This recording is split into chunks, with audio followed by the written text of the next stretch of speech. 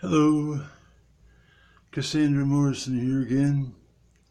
How you doing?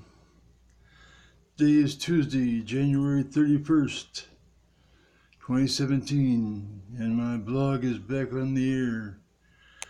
It won't be, what's the word I want? Oh, look at that. There I am in the mirror. Yeah, I'm in my bedroom right now. Just waking up here.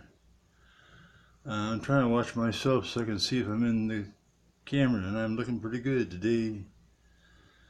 Well, as good as I ever look. I'm 66. Anyway, I was thinking, I had this dream last night where I met President Trump.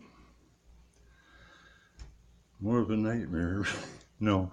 And I met the president, and I was talking to him about his ban on immigration from these Islamic countries, and I said, Mr. President, we say we're a Christian nation, and we say we believe in human rights, the Bill of Rights and the Constitution, and we called them inalienable rights. Inalienable. Just brush my teeth and can't do a thing with them. We call them inalienable rights because, well, they're rights all humans are supposed to have. Now, our flag stands for a lot of things, some bad, but it also stands for our highest ideals, which are very good. And we have a right to be proud of those.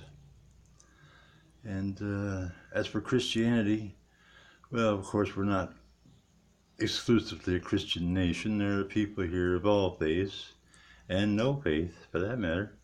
We're an inclusive society of people who love freedom more than anything else. And that's what we stand for the most part. Getting tired of holding this thing. So what we need to do, Mr. President, is discuss what Christ would think about this ban. Since you and I are Christians, sensibly, I know many Republicans are Christians. I'm a Democrat myself, but I too happen to be one. And I was remembering this story Jesus used to tell about the Good Samaritan. You may have heard the story, Mr. President, I said. There was a fella, businessman, who had to go to Jericho on business, and he wasn't willing to wait for a caravan. He just decided to go by himself. And of course, the Jericho road in them days was not safe. A lot of thieves and things, And he fell among thieves, as the scripture says. And well, seems like they beat the hell out of him, man. They really did. They took his clothes, they took his money, they took his horse or whatever it was he had, and left him there bleeding and freezing, because deserts get cold at night. You may know that. No moistures hold the heat in the air. Anyway, he was laying there, and these people come by. One of the richest men in the city of Jerusalem comes riding by with his retinue, and he's yelling for help. The poor guy, help me, help me.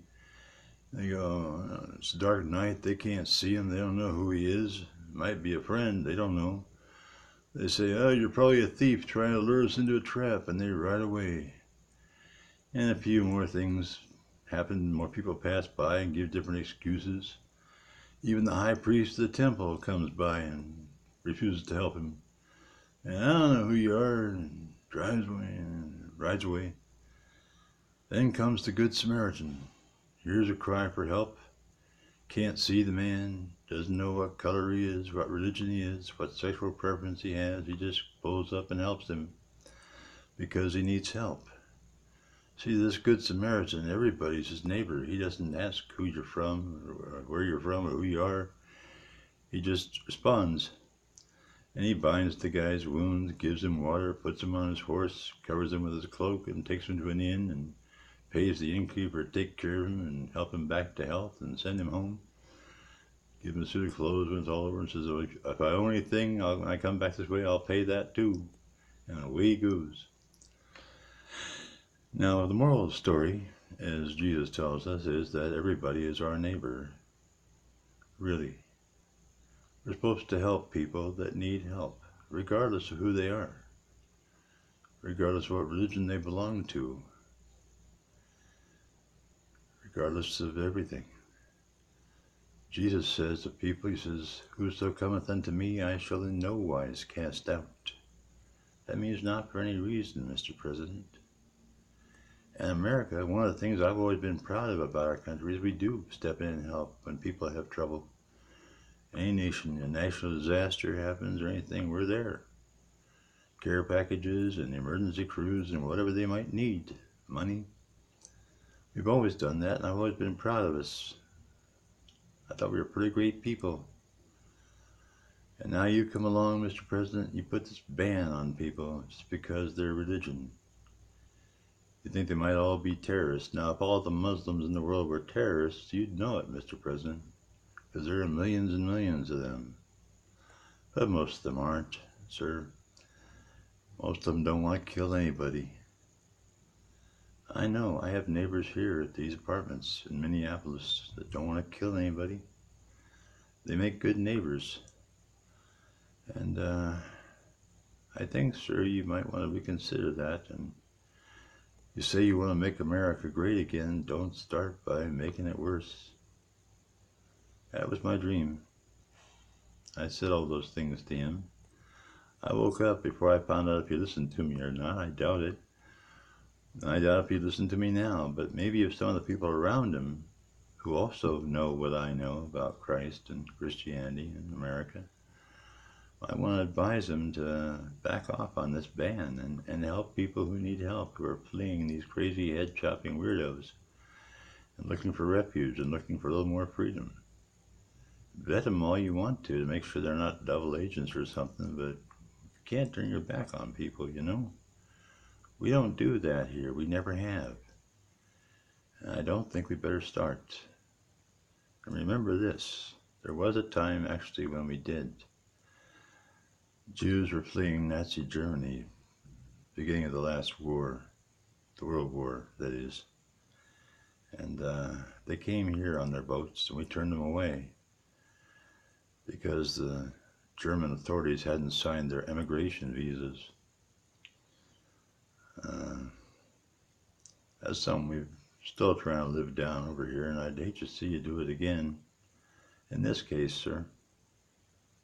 Alright, that's it for now. Hopefully sometime I can talk about transgender issues and growing up transgender in the 50s and 60s, but this was important, so I thought I'd address it. Bye, folks.